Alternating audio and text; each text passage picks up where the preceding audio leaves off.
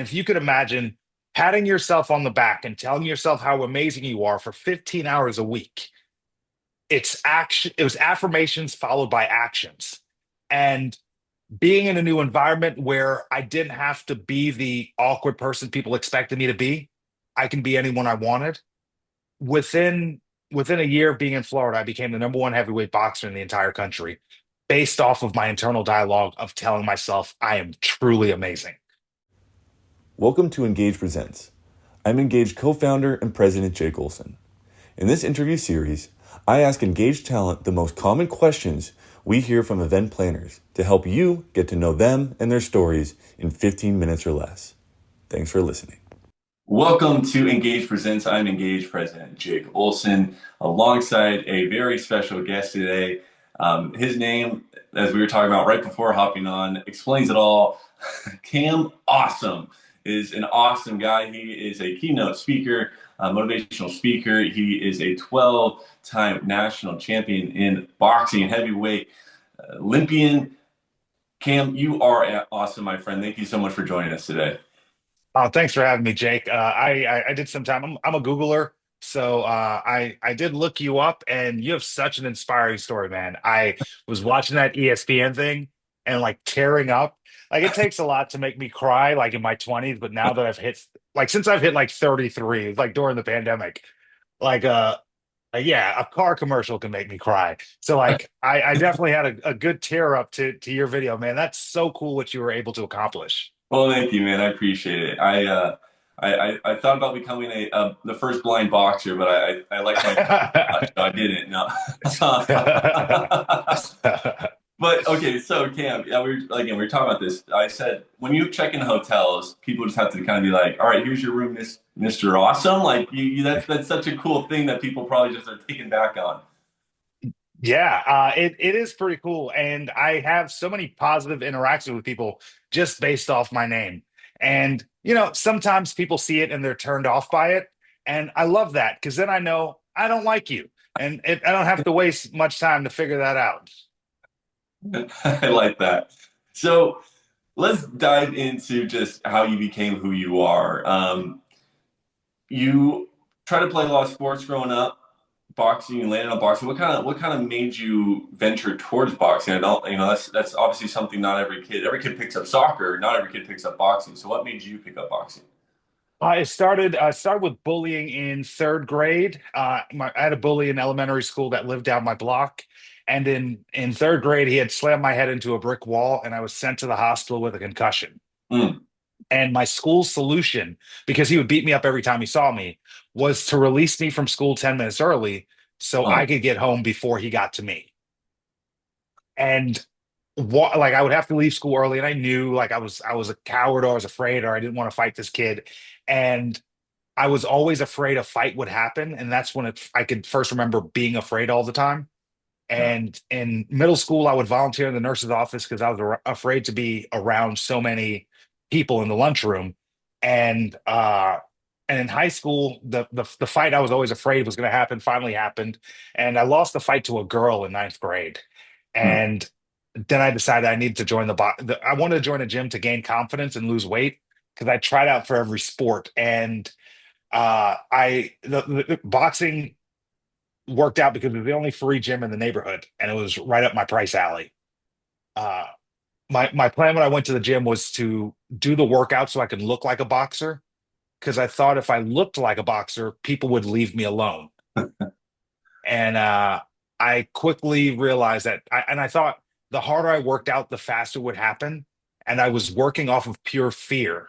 Mm. And eventually I got in such good shape, and I did what most boxers weren't willing to do, all the things that took no talent or ability. Like I showed up every day. I worked out harder than everybody else. I made sure I was the last one in the gym every day. Uh, and I became better than the talented boxers in the gym by just the fact that I was willing to work harder than they were. And that's kind of what got me into the sport. So, most people when they do kind of get into that mindset of fear, right? You're doing everything based on fear. You're living in fear, which is, as you can, I'm surely share, is just no way to live. You know, some people would just go and hide in their room and I don't want to go to school anymore. Obviously, we're reaching a point, in today's day and age, unfortunately, where people even consider, taking their own lives because of something like this. What made you, voice or what inside you said, instead of ending this all or instead of hiding, I'm going to go, ahead and push myself hard. I mean, I know you said obviously you did it out of fear, but you still pushed yourself incredibly hard. And you mentioned harder than anyone else in there. What made you want to work like that? It was the fear. I thought if I worked out harder, I'd be able to be a better fighter and I could defend myself and be safer. But something magical happened to me after 11th grade. So I started boxing in 11th grade. My senior year, my parents moved from New York to Florida, and I realized that I wasn't cool in high school in New York. Like I wasn't popular. I didn't have a lot of friends, but no one knew that in Florida. So I realized I could be anyone I want. I could develop a Jamaican accent and no one would know the difference. I did not develop a Jamaican accent, but what I did learn was I just realized I was going to be a combination of a bunch of cool people I thought was cool in New York. And when I got to Florida, I was this cocky, loud, outgoing person. And hook, line, and sinker, everyone in high school bought it. They thought I was this cool kid from New York. I sounded like I was from New York. And what really solidified it was my boxing gym was 6 miles away from my high school. I didn't have a car, Uber didn't exist, and I couldn't afford a cab. And this is before iPods. Uh, and you remember how convenient iPods were. Right. Uh, I didn't have one, which meant like for my 3 hour walk, I would just have to make up stories in my head to keep myself entertained. And I don't know why this isn't something I can look back and say, oh, I had foresight and I knew better. It was like, no, I just made up stories to where I was badass in all of my stories. I was knocking everyone out. I had all the girls, all the cars, all the jewelry. None of this was true, but I realized the more highly I spoke to myself and the more highly I spoke about myself, the better I did in the gym. Wow. And the better I did at the gym, the more excited I was for that 3 hour walk. Wow. I did this for months, Jake. And if you could imagine patting yourself on the back and telling yourself how amazing you are for 15 hours a week, it was affirmations followed by actions. And being in a new environment where I didn't have to be the awkward person people expected me to be, I can be anyone I wanted. Within within a year of being in Florida, I became the number one heavyweight boxer in the entire country based off of my internal dialogue of telling myself I am truly amazing. Oh my gosh, that is incredible testament to the power of words right there. That is truly incredible. And you mentioned you did become a champion boxer. So take us kind of that champion mindset outside of the ring. Now you speak to organizations, you go share this mindset. Kind of give us what that championship mindset looks like outside of the ring. Yeah, it was a funny way how I figured out the championship mindset because I became a championship boxer in 2008. I won nationals in 08, 09, 2010, 2011, 2012. I won the United States Olympic trials to represent the US in the London Olympics, but I was then removed and kicked off the Olympic team for not sending in my drug testing paperwork. Uh, I left the country to fight in Azerbaijan, a place I've been 4 times but still can't spell without spell check. And I forgot to tell the drug testing agency I was leaving.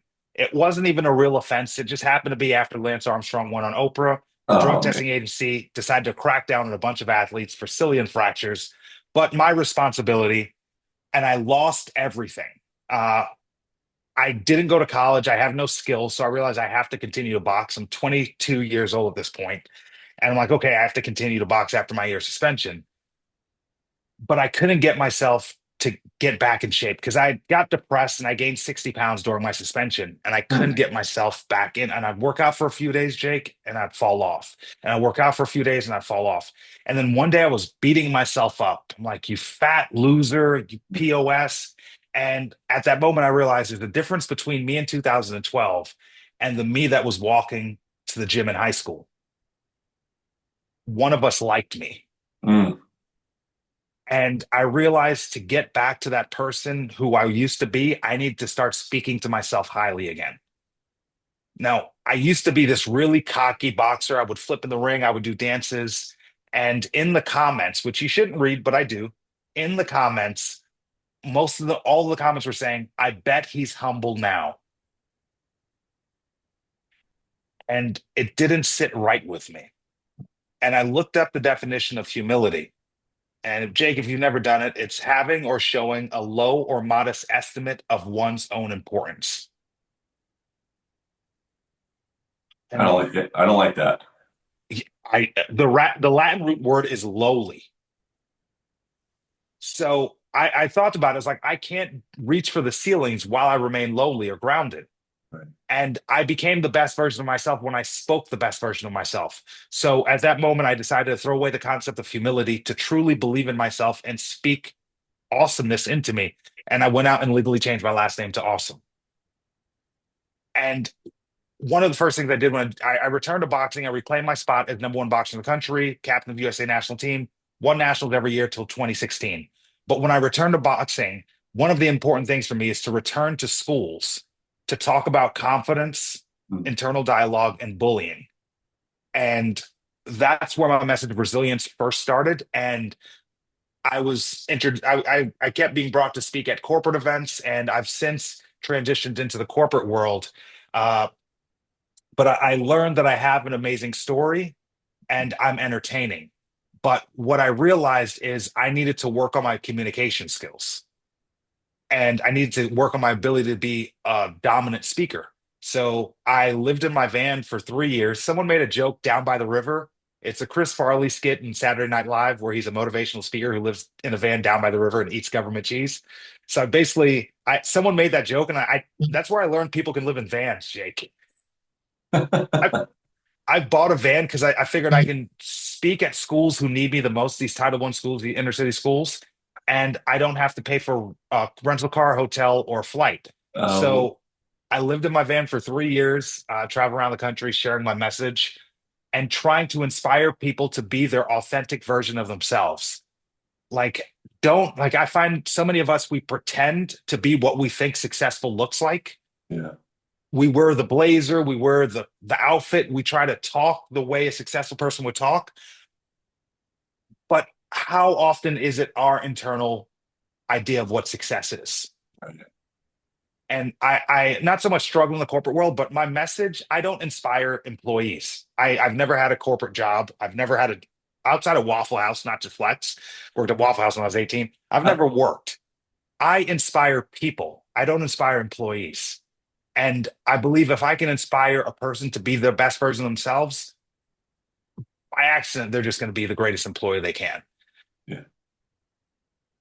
That is absolutely true. I do this a lot. I speak to a lot of people who motivationally speak, and my friend, just hit it on the nail. Is that you're dealing with people. All business and jobs are just people doing activities, doing actions, and you're absolutely right. So, with that in mind, someone listening right now who feels lost, who feels like they're a failure, who's not doing their job well, or failed for what they set out to accomplish, what's some last words you want to give them as they continue to try to push forward and become the best version of themselves? I would say they're already doing it by failing because that's the first step. I see failure as a filter. It's like, Mm. okay, that doesn't work. I retired from boxing as the most decorated boxer in US history. I've got almost 400 wins. And it's not because I'm this great undefeated fighter. I got 400 wins because I have 39 losses. Each of those 39 losses are what got me to the 400 wins. But imagine, because I'm sure you can't name a boxer with 39 losses, Jake. But That's when I talk about my accomplishments, you hear that I'm a 12-time national champion. You don't hear that I made it to Golden Glove Nationals 8 times, but only won four of them. mm, They say you miss 100% of the shots you don't take. Wayne Gretzky, Michael Scott, who's checking field goal percentages? At what point did anyone say you can't fail 99 times before succeeding the 100th time? And when it comes to failure, when you find out someone is successful, you respect them a lot more when you found out they failed a bunch of times to get there than if they were born on third. sure. So my advice to people is accept those failures, learn from them, and move on. But how do you keep yourself from being discouraged? That's the important part because we don't quit when we fail. We quit when we get discouraged. And a lot of us get discouraged before we even start. So I teach audiences how to have fun. Like change my last name to awesome was a reason for me to not be discouraged. I teach audiences how to place things in their life to find the best version of themselves and uncover their awesome. Cam, you are awesome, my friend. I really hope one day I get to sit in on one of your talks because this has just been a very fun interview. I'm leaving motivated, and I can't, this is what then 12 minutes of just candid talk. I can't imagine prepared remarks to where you're intentionally trying to entertain me. That's just so, Cam. Really appreciate your time. Again, if you want to learn more about Cam, visit letsengage.com. I highly encourage you to book him. You are not going to regret that. Cam, thank you so much for your time today. Thanks for having me, Jake. All right, stay tuned for more Engage Presents.